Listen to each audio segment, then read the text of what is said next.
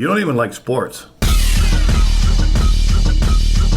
Welcome to You Don't Even Like Sports, a podcast about sports, for people who don't like sports.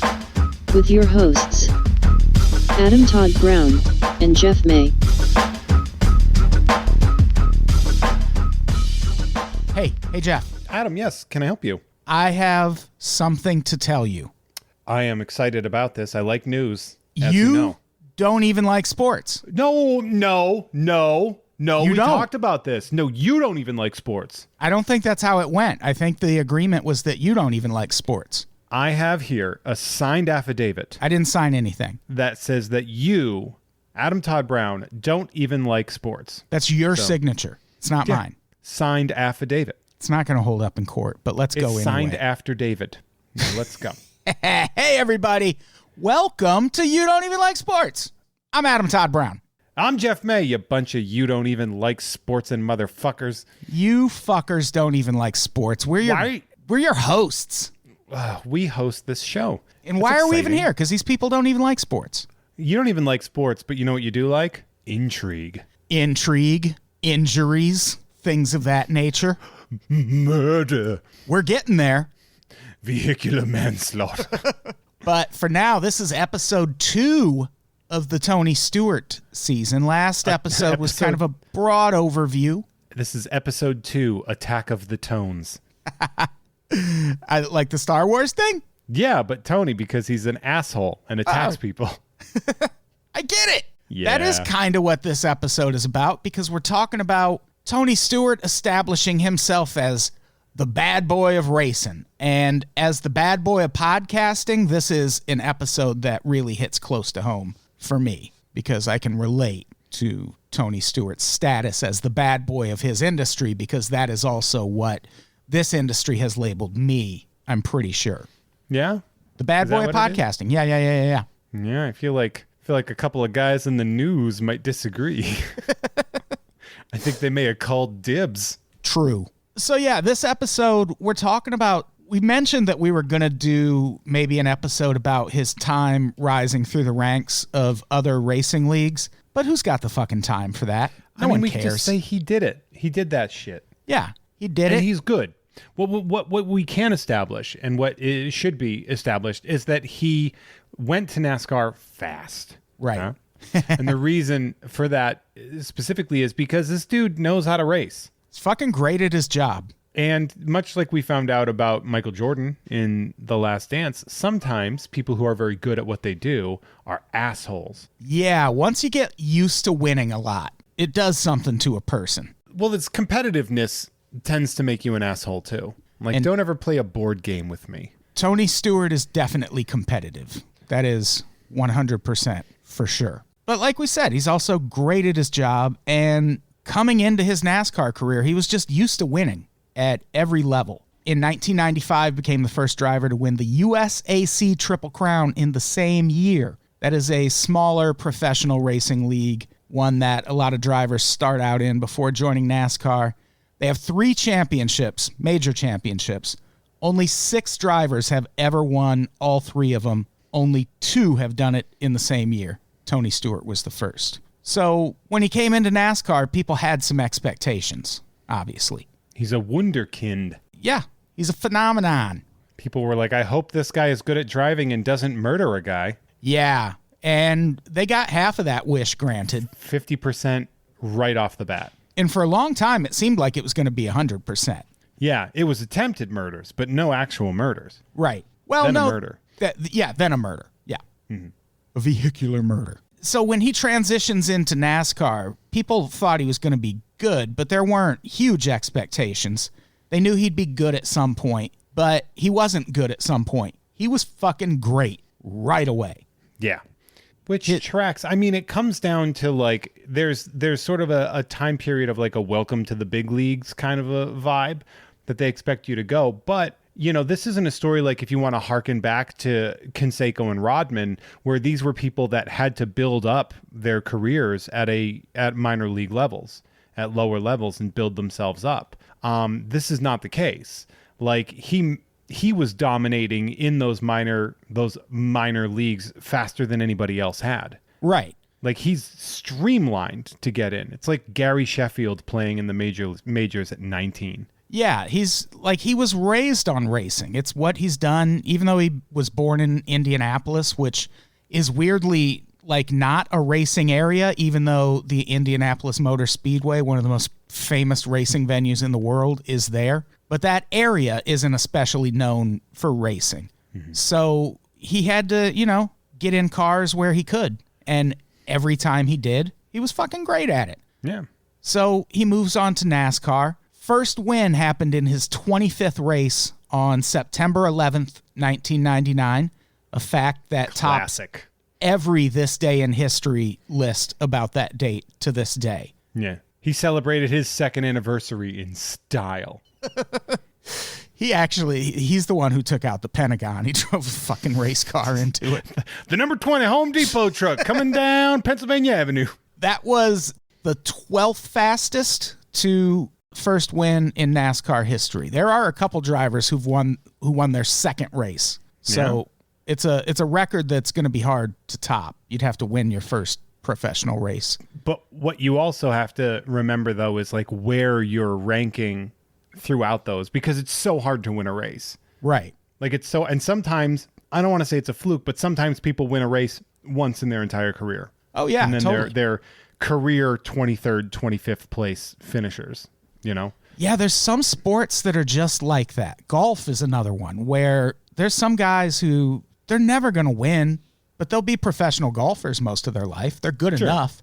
Yeah, they're better than almost everybody in the world. Yeah, when they retire, they'll just go teach golf at a country club for like $150,000 a year, and they'll be fine. Yeah, winning. It is say 12th fastest to get a win, but also when you look at his showings before that, he was doing well for those other 11 races. Yeah, he was close in a lot of those previous races, and then his 25th race, he finally wins. His victory celebration is legendary. And also a thing he regrets very much. He basically, after he wins, he climbs on top of his car, and everything anyone hands to him, he just fucking chucks it into the crowd. And at one point, it looks like he threw a battery into the crowd. I don't think it was. It's just a box of some sort. He kind of like, there's like 4 Gatorade bottles on the top of his car, and he just starts like Girls Gone Wilding the Gatorade over there. Someone hands him a Coke and he just starts doing that. And if I was in there, I'd be like, I am sticky. Yeah, that would be a little gross. He does take a minute to suck back a cherry Coke, and I respect that. Cherry Coke is a good Coke. That's a movie theater delicacy for me. Oh, hell yeah. Yeah, you introduced me to the orange vanilla Coke. Well, we created that together, actually. We did, yeah. I do think that's what those machines are. I think they're finding out what people are mixing, and they're like, oh, okay, we'll do that. Yeah, we did. That was at early days of those. That was at the Shake Shack or Steak and Shake in Santa Monica. Yeah, and here's the thing.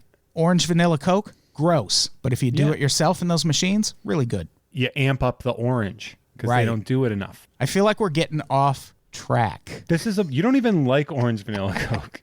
Get off track because it's a NASCAR thing. Oh, because he killed the guy on the track. Right, exactly. Yeah, Tony Stewart regrets his celebration from that race because he said it makes him look like he's never won anything in his life. Yeah, there's a very act like you've been there before vibe, especially because of the sort of hyper masculinity of NASCAR. You know, you're supposed to be like a cool Southern guy, and he's just like he's having a party on the roof of that car. Do you think they would have let him get away with being cool about it? If he like showed no emotion, I feel like they would just give him the old Jay Cutler line and be like, oh, that guy's not into it at all. Well, I mean, he's a fiery spirit, Adam. That he is. This just shows it. You know, you look at a guy dancing on the top of a number 20 car, just spraying Gatorade all over a bunch of people and getting cherry Coke on him. You're like, that boy's going to kill a man on the racetrack someday. The signs were all there. They were all there. So yeah, but nevertheless, he, according to True Speed, which is his 2002 autobiography written with Bones Boucher. My friend Bones Boucher, my friend. He and his team, owned by former Washington football team head coach Joe Gibbs, went into his rookie season with very mild expectations. This is a quote from Tony Stewart from that book. Our objectives heading into 1999 were pretty basic: to qualify for every race and to log as many laps as we could, building experience. We hoped that if everyone on the team did his job, we might be able to finish some races in the top 15. He did way better than that. A little bit better. My plan heading into 1999 was graduate. Mine was give me something to break. How about your fucking face? Yeah, because that's the Limp Bizkit era. It sure is. Adam, you don't have to tell me that. Let me tell you something. I got $3 bill, yo. I got Significant Other. I immediately sold Significant Other back. I bought Significant Other and chocolate starfish in the hot dog flavored water. I never had $3 bill, yo. Oh, I had that pretty early. I saw them pretty early. I did see them in concert, and they're fucking great. They're really good live. I saw them at an espresso bar in Worcester, Mass. Jesus. Yeah. No, it was early on. It was back when they were just hanging out with Korn, and Korn was in town. Were they doing an acoustic show? Might as well have been. So shortly after that first win, which was at Richmond Speedway, he went on to win 2 more races back to back. It's very rare. That is very rare, and winning 3 races in your rookie season is rare. He was actually the first in the modern era to do that. As far as that initial goal of finishing a few races in the top 15, at one point he had a 20-race stretch where he never finished out of the top 15. 11 of those were top 5 finishes. He finished the season in 4th place in the Winston Cup standings, highest by a rookie in more than 30 years. At the end of 1999, he was named the Winston Cup Series Rookie of the Year. I would like to add how funny it is that how Southern NASCAR was, that its big sponsor was cigarettes. For years and years and years. Like a very long time. And when phones took over, people lost their mind. Yeah. As if Sprint Cup isn't a better name in any way. It's such a better name. Well, it was Nextel first, right? Oh, yeah. And it was like a big thing because they were using Nextels. Like that was like the big thing, right? Is the pits were using Nextel. Yeah. Chloe, download the schematics to my Nextel phone. That's Jack Bauer. Sounds like Jack Bauer. 24, which is how many races Tony Stewart went before winning. Right. Tie-ins left and right. What's interesting about this book to me is for all the stuff that's in it, what I find really interesting is the shit he leaves out. Yeah.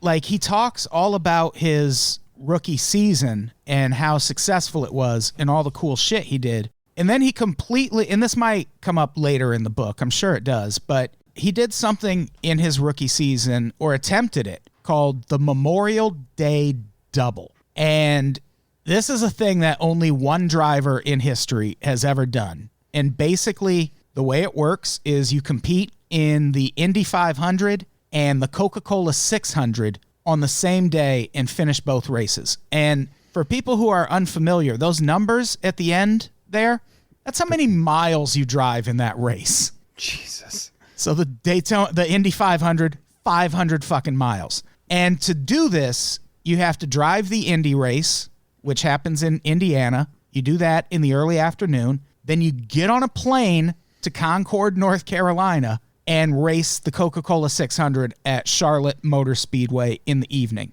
It is a physically and mentally grueling thing to do. I would like to say that beyond that, too, an incredibly dangerous thing to do. Oh, for sure. Like after, because like, I mean, I would guess he's got an IV in him on that fucking plane. You would almost have to. And hopefully he can sleep. You know, and then he lands, and now he's in charge of a bullet, an explosive bullet, around with what, 36 other people, 35 other people around him? And they're 2 completely different styles of racing, too. Yeah. The Indy 500 is Indy cars, and the Coca-Cola 600, that's NASCAR. So they're 2 different disciplines, 2 different types of races. It's a very difficult thing to do, and we've talked about on a previous episode endurance racing. Like the Le Mans is a 24-hour race, but you have a relief driver for that. There's no relief driver here. You just have to Mariano Rivera. Yeah. Actually. You have to do it all yourself. Combined length of the 2 races, 1,100 miles. Stewart finished both races in 1999, but because he finished 4 laps down at the Indy 500, he fell just short of completing the 1,100 miles. 10 miles short. Finished with 1,090 miles driven in that day. But still. He did, was it 99%? Yeah, he did the vast majority of it. That's a reminder that Deion Sanders ain't shit. Right? Remember when Deion played for the Falcons and the Braves, he did the double-day. It was an NLCS game, and then he went to a Falcons game in Miami. But all he did was fly down there and just suit up. He didn't play. He was mostly like a kick returner at that point. And baseball's not that physically demanding. I mean, it's long-term physically demanding. Oh, sure. Yeah. I mean, it puts a lot of wear and tear on the body, but after a baseball game, you're not worn out like a fucking marathon runner or anything. But that was like a history-making thing with Deion doing that and it was like sponsored by like Nike or some shit. They flew him down in a private jet and everything like that. Tony Stewart, he's doing something insanely exhausting. Then he gets in a plane and goes and does it again, but 20% longer. Yeah. And only 4 drivers have ever attempted this. The first to try it was John Andretti in 1994, and then Robbie Gordon, Kurt Busch, and Tony Stewart. Only 1 driver has ever done it successfully, and that was also Tony Stewart. He tried it again in 2001, finished 6th at Indy and 3rd at Charlotte, getting all 1,100 miles in the process. That's fucking bananas that he placed that high in both of those. Yeah. He's racing dudes who will never get either of those scores. That would have to suck so bad. Like, you're just doing the one race, and Tony Stewart shows up and just laps the shit out of you after having done an entire other race earlier in the day. Did they test him for amphetamines during that? Do they test NASCAR drivers for amphetamines, I think, is the real question. Because, I mean... It would help. I mean... Yeah. Seeing him smoking rock in the pit. In his car. Just on his fucking dashboard. Guy comes out with a big, long crack pipe that he can smoke out of from like a long distance. It's just piped into his car like the air conditioning. The engine cooks the rock that sends the smoke in. Oh, it's just a cycle of it. Yeah. It's NASCAR sanctioned. They have to check They have to check your meth smoking contraption before the race to make sure it's approved. Is that regulation? Yeah. So what we're getting at here is Tony Stewart's a really good fucking driver. There is no denying that. This is one of the main reasons that I wanted to do this. Because also, as a reminder, between the both of us, we are not fans of NASCAR. I can't stress enough how much I don't care about this sport. Yeah, we were texting about this the other day, and the general consensus is NASCAR fucking rules, just not enough to watch on television. Bingo. Just read a book about it. Yeah, like I can just watch the highlights after, and that'll be good enough, if I even need to do that. But Tony Stewart's an interesting story, and you'll find that out on this season of You Don't Even Like Sports, everybody. He's a little rage ball. He is a bundle of aggression. He's a little doughy-faced anger boy. Because he has a very, I hate to, like a cherubic look. Like he looks very innocent. He looks very young. Yeah, he's got a childlike face. He's a massive pice of shit. You got to remember, he is young during a lot of these videos that we're watching. You know, he's a baby. Yeah, he's, in his early 20s. So in 1999, he comes into NASCAR, fucking dominates, wins Rookie of the Year. People are super excited about his potential as a driver in the future. 2000, his second season. In 99, he established himself as a great driver. In 2000, he establishes himself as a huge dick. He is a problem all year long. Oh, he's got the sophomore slump. Yeah, he did kind of have a sophomore slump. He didn't do as well his second season, and he also just was getting into it with people left and right. Started, technically before the season even started in 2000. Yeah, this is great, by the way. Yeah, the first the first race of the season is the Daytona 500, and then there's two like preliminary qualifying races before that don't really count for the standings. They just count toward your starting position at the Daytona 500. During a practice race for the Daytona 500. Adam, we're talking about practice. We are talking about practice? Tony Stewart tapped the bumper of fellow driver Robbie Gordon while Gordon was trying to pass him in the back stretch of the track. Fellow driver. Right. It's funny because this starts out with Robbie Gordon thinking they're cool. Yeah, and just thinking that, well, hey, it's a practice, so, like, obviously Tony Stewart's not going to spin me out if I try and pass him. It's just practice. Wrong. That's the thing. Tony Stewart does not like being passed. Most NASCAR drivers don't. But with Tony Stewart, it's really extreme. I will say he also doesn't like when people outside of cars come towards his car. I've heard. Right. He could murder you for that. He takes exception to people standing on the track yelling at him, which, in Tony Stewart's defense, that's a very dangerous thing to do. It's a weird hobby to have, if I can be honest. Yeah, you could have stayed in your car and yelled at him. What if he did and Tony Stewart just rammed his fucking car? So this contact during this race forced Robbie Gordon's car to spin out. He sustained damage to the front fender, left rear, and drive line of his car. Again, practice. We're talking about practice. And so Robbie Gordon's really angry about this, and he storms into Tony Stewart's garage to confront him and says, hey, can you give me a little room? It's only practice. Now it seems from what we see on the video that he's really not, like, angry. It seems like Robbie Gordon's more like, hey, man. Yeah, he seemed pretty reasonable. Like, they describe it as him storming in, but when you watch the video, he just kind of walks in and is like, what gives, dude? Why would you do that? And then Tony Stewart says something like, is a little bit mouthy to him. And then on the way out, he just fucking like flick pushes him. And he's like, get the fuck out of here. Oh, he also tells him to get the fuck out of there. And that is very audible on the video. Yeah, Tony Stewart, on the eve of starting just his second season in the Winston Cup Series. One NASCAR eve. His response to Robbie Gordon when Robbie Gordon said, hey, can you give me a little room? It's only practice. Tony Stewart replied, get out of here until you learn how to race Winston Cup. This is his second fucking season. Smooth taste of Winston Cup.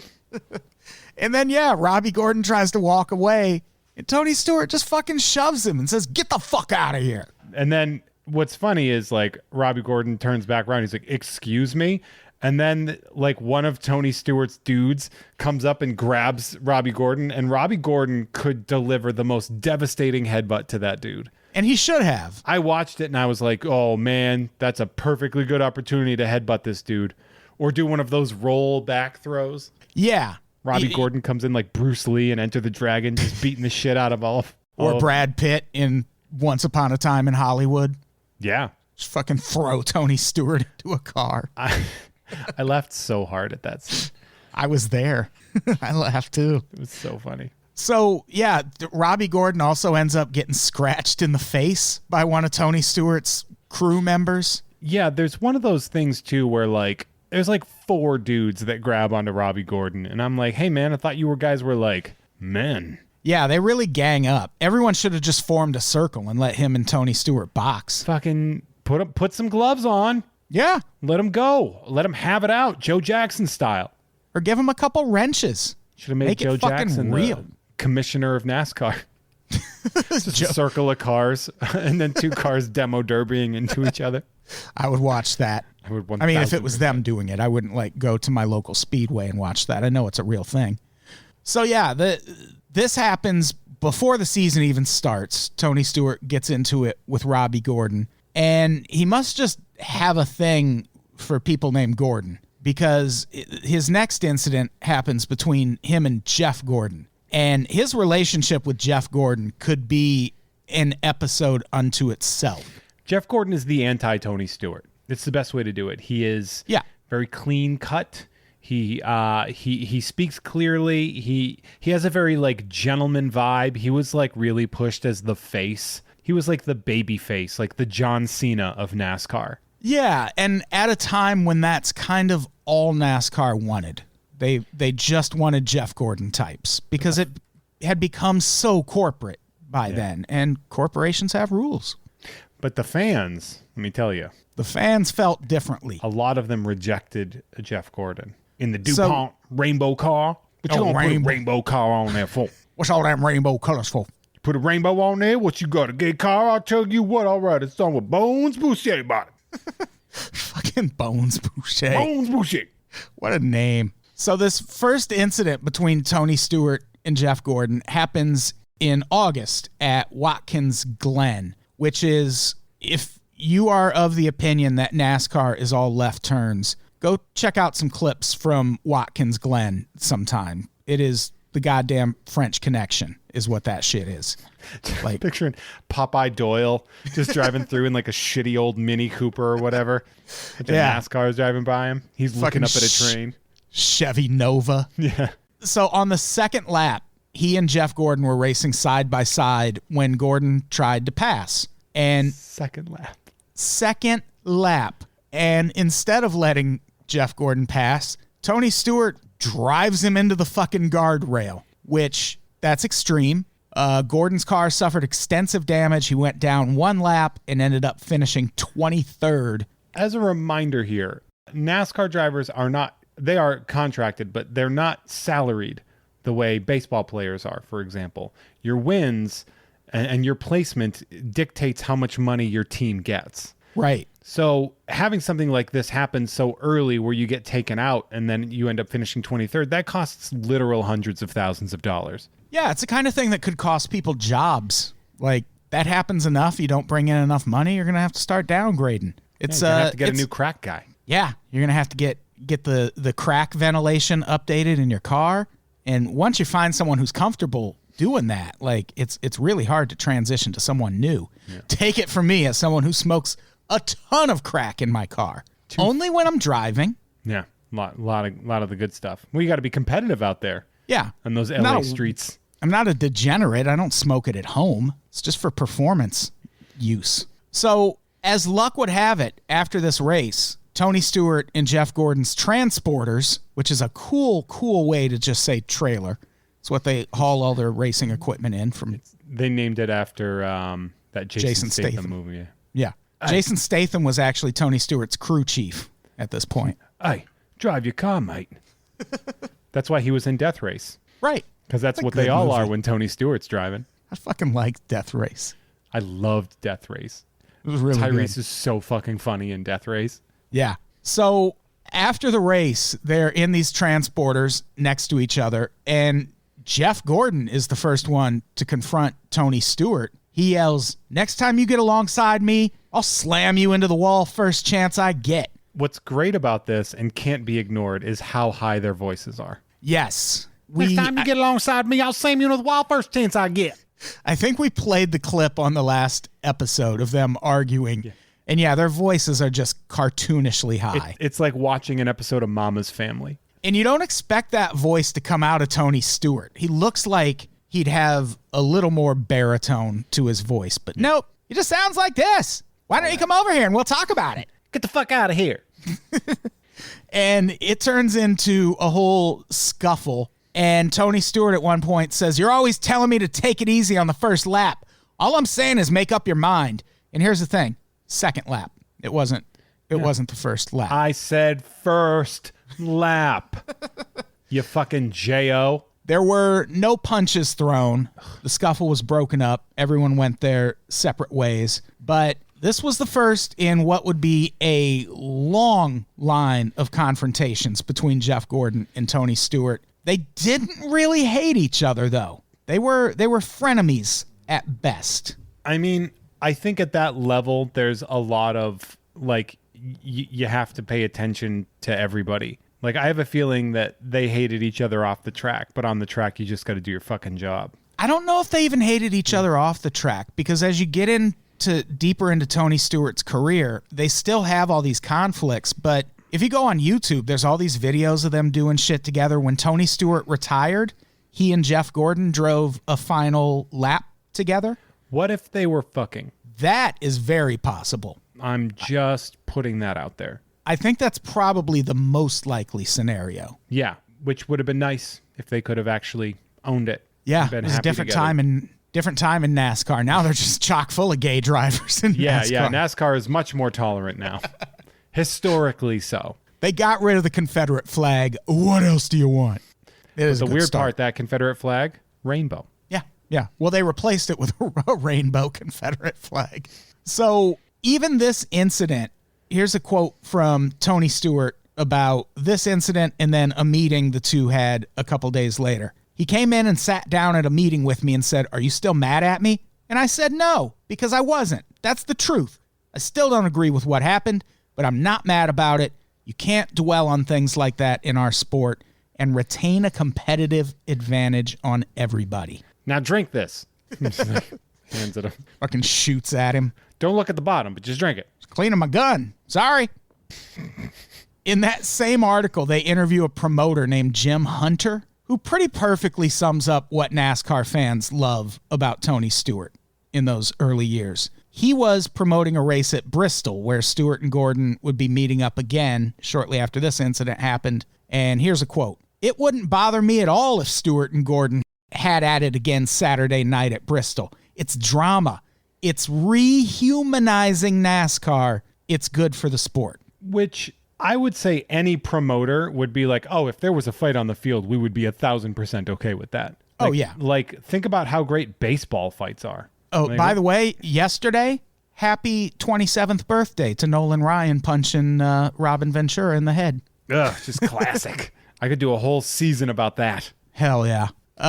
And what you have to keep in mind about that quote, I think the rehumanizing, I think that word is really important because you have to keep in mind NASCAR is a sport where the first live televised race, which was the 79 Daytona 500, ended in a fight among three drivers on the infield. And for at least a few years after that, that's like the point where NASCAR takes off nationally. And they kept that kind of outlaw image for a few years after that. You got to remember, this is a sport that is built off of bootlegging. Yeah, it's born from crime. So there's going to be some kerfuffles. Spoiler alert, some pretty intense crime is going to happen later. Yeah, there is going to be a lot of death and destruction on this podcast. It is NASCAR, after all. So then, after all of these years of NASCAR getting more and more corporate and sanitized and all of the drivers kind of adhering to this image, here comes Tony Stewart, who's fucking hurling F-bombs and fucking driving people into walls. Yeah, throwing punches in Gatorade with equal aplomb. Yeah, cursing in live televised interviews. And people fucking ate it up because they were like, finally, we got us a bad boy again. Like, this is kind of one of those moments where we're going to stereotype a little bit. And I think it's not unfair to say this, that there is a specific type of NASCAR driver that Tony Stewart, NASCAR fan that Tony Stewart really appeals to.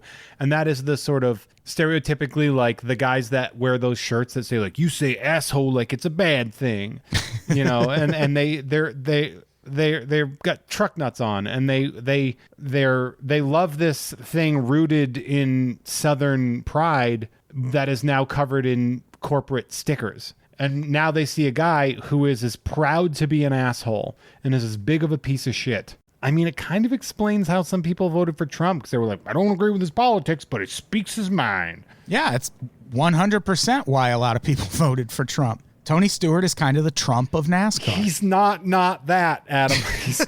He's really not. Like, he has a very specific appeal, and it is to coal miners. Yeah. He went to the states Hillary Clinton wouldn't go to. Yeah. Tony Stewart. Won on all of them. You didn't see Hillary Clinton at the Brickyard? Right? Where's she? She'd probably die on lap 1. Or everyone else driving around her would commit suicide. Ha Clinton body count joke. Hey-o. You're welcome, everybody.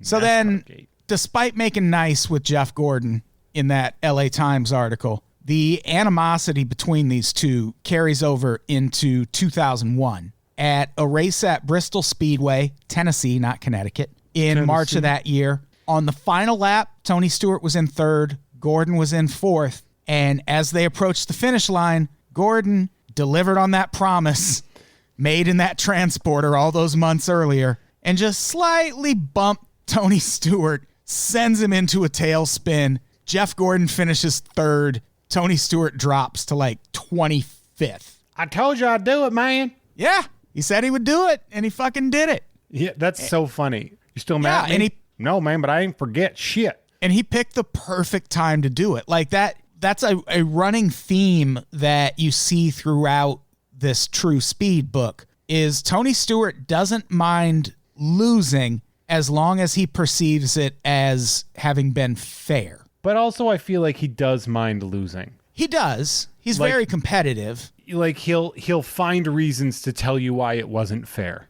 And a lot of that comes down to people doing the things he does. Exactly. If he does something unfair, he'll justify it by saying like, oh, I was trying to avoid a crash, blah, blah, blah. But if someone does something similar to him, it is an issue. And this is common. You see this a lot. Yeah, you see it in just people in general. Like, the difference is a lot of people would feel cheated in a moment like that and just kind of simmer about it and like maybe complain a little. Tony Stewart complains right away, immediately, very loudly to whoever is within earshot.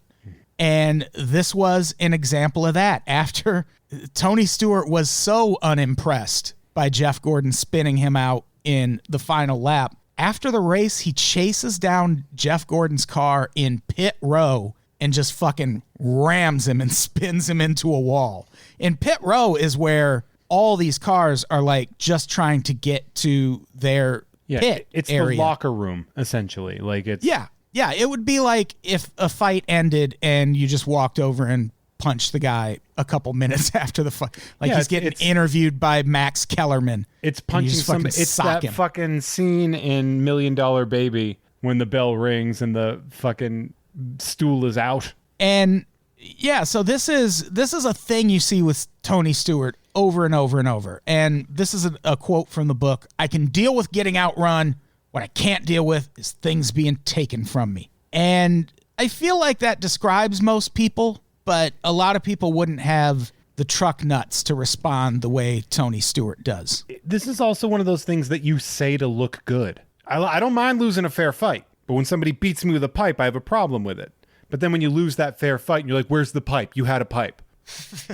Like that's the vibe that you get from good old T Stews over there. Yeah, and the most notorious incident of Tony Stewart's early NASCAR days happened at the Pepsi 400 in July of 2001. Now, I should mention, in terms of the information we'll be presenting in this podcast, we're going to jump a little bit into the future here, because the next episode is actually about the day Dale Earnhardt died, which American Pie is based off of. If you watch Dale Earnhardt's crash and the crash that Tony Stewart endured in that same race, you would assume Tony Stewart was the one who died. He had one of the gnarliest crashes in NASCAR history during that same race.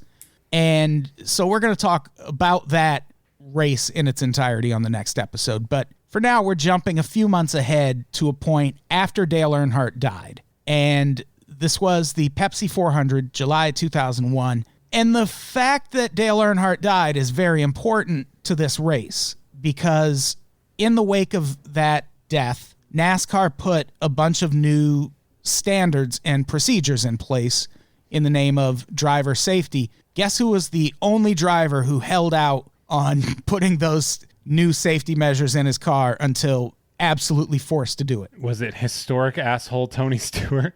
Jeff, it sure was. No, get out of town. He was worried having a head restraint would limit his ability to drive, so he was willing to roll the dice on dying on the track until absolutely forced. I'm willing to roll that dice for him as well. Yeah, I mean, if Tony Stewart wanted, like, Tony Stewart can race without a seatbelt for all he cares. I'd watch that. They should do it like a no seatbelt 300. Just one race a year, no safety equipment at all. Just thin the herd, you know? Population control. So one of the rules that NASCAR had put in place for this race was if a driver tried to cross the yellow line at the bottom of the track while trying to pass another driver, they'd be black flagged, which means they have to drive the next lap with a pretentious jock spouting bad poetry in their ear. TV party tonight. Henry Rollins joke is what that was. I fucking love Henry Rollins, and I don't give a goddamn what you say. I love Henry Rollins. Actually, it's less awful than that. It just means they're disqualified from the race. So with 5 laps to go in the Pepsi 400, Tony Stewart was in 4th place, and he was closing in on the 3rd place driver, a guy named Johnny Benson. And when Stewart tries to pass Benson, Benson moves left to block him. And what happens next depends on who you ask. According to Tony Stewart, if he let up at that point, he would have caused a crash, which is the antithesis of driver safety. And if he pushed forward in that position he was in, he'd spin Johnny Benson out and cause the exact same crash. So his solution was to pass anyway by moving his car below that yellow line. And that's exactly the rule NASCAR put in place and said you couldn't, the thing they said you couldn't do. Please don't pass. So when he reaches the start-finish line again, he gets black flagged. But in his opinion, what he did wasn't a move meant to gain advantage. He was just trying to prevent a wreck. No way, Adam. Was that his opinion? Yeah, can you believe it? Get the H out of town. So what he does next is the stuff of NASCAR legend. Despite being black flagged, which means he has to leave the race, he refuses to leave the race. And his thinking is very unrealistic. His basic line of thinking was, well, if they look at it enough, NASCAR is going to reverse their decision. Yep. So I might as well just keep driving. This is like stalker mentality. It sure is. Like, that's the only way I can describe it, is like, this is what a stalker would think. Yeah, it is pretty absurd to think that NASCAR would, just because you stayed in the race after they told you not to, they're going to go, oh, maybe he's right. We should look at that again. He's got gumption. That counts for sure something does. in the old South. It did not count for anything in this race. Because he was broke a rule. He ends up finishing 6th, but NASCAR sticks by their ruling and dropped Tony Stewart to 26th in the race. And Jeff, let me tell you, he was irate, if you can believe it. Get out of town, Adam. I know, shocking. On the way back to his trailer, a reporter named Mike Mulhern, who in the book, he talks about how he'd worked with Mike a whole bunch. They were, pleasant, like not friends, but they got along. Mike asks him about the black flag incident. And when he sticks his recorder out for Tony Stewart to respond, Tony Stewart knocks the recorder out of his hand and kicks it under a trailer. Classic. It is. It is definitely classic Tony bully Stewart. Is he being right now? And there's at one point in the book where he's talking about this incident and he goes, I did buy him another recorder. I do have a soft spot. It's like, that's what you think having a soft spot means? You replace the fucking equipment you destroyed? Yeah, what you are legally obligated to pay for? I could have made him take me to civil court, but I didn't. I have a soft spot. I could have killed him right there. Don't think I won't, but I got a soft spot. So after he kicks this guy's recorder under a trailer. It's like Biff. It is. He's being a bully. He then goes to the NASCAR trailer where his team owner, Joe Gibbs, and crew chief Greg Zipadelli, great name for a NASCAR crew chief. Greg Zipadelli. Zipadelli. We drive a car because so I'm fast. Huh? We drive a car with a nice tomato sauce. It's got a little zip. Got a little zip in the deli. So they're arguing with a NASCAR official named Gary Nelson. Classic Gary. Tony Stewart walks in the room and fucking explodes. He basically starts demanding that Gary Nelson give him an explanation for upholding the penalty. And NASCAR did give him an explanation. They were like, look, we get that your car had to go down past the yellow line, and that would have been fine if you didn't also pass. Like, we clearly said you cannot pass by going down below the yellow line. And Tony Stewart hears this and goes, explain it. It's like, what? They just explained it. We told you, we explained the thing. Yeah. I do like it that he's like, I dare you to explain to me why you are upholding the penalty that you gave me. It's like, well, it seems pretty standard. Yeah, seems like you fucking dick. And people were expecting Tony Stewart to get a huge penalty because of this. Like, they were expecting him to be suspended for a few races at least. It's like when Manny Ramirez beat the shit out of that fucking Red Sox employee for not getting him enough tickets. Yeah, and in this case, that did not happen. Tony Stewart did get punished. He ended up getting put on probation by NASCAR, and I think he was fined like $10,000. But the punishment wasn't as stiff as people expected. And I think the reason for that is we found out a few days after this that Tony Stewart's grandfather, who he was especially close to, was at death's door for weeks leading up to this race. He died from a mystery impact from a vehicle, and we'll never know how it happened.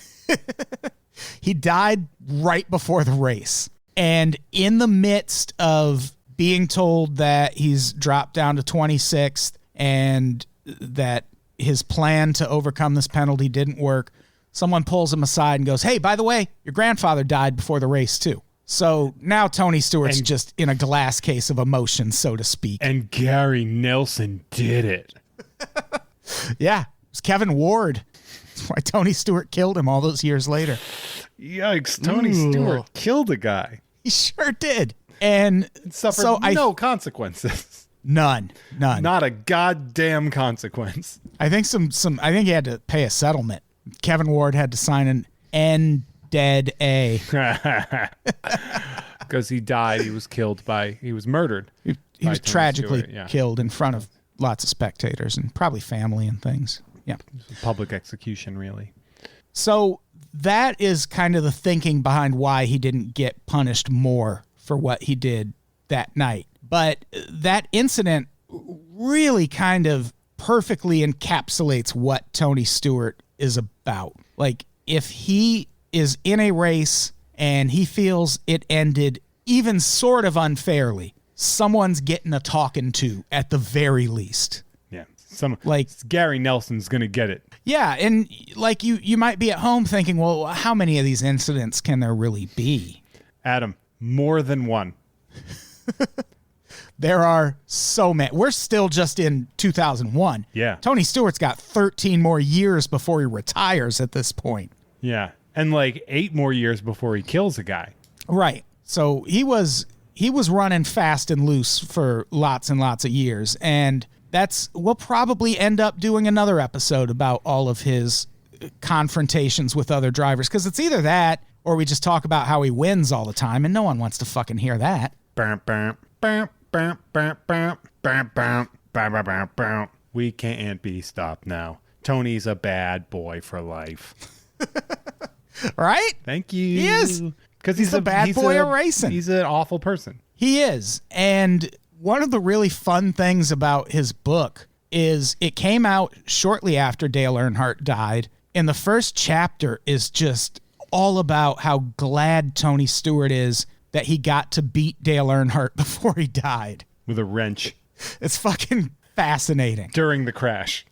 Yeah. And it's how he died. The death of Dale Earnhardt actually plays a pretty big part in Tony Stewart's story. So that's what we're talking about on the next episode, as I mentioned earlier, is the death of Dale Earnhardt. And the episode is called A Tale of Two Crashes because, again, you see Tony Stewart's crash that happens at that Daytona 500, and you would assume nobody could survive that.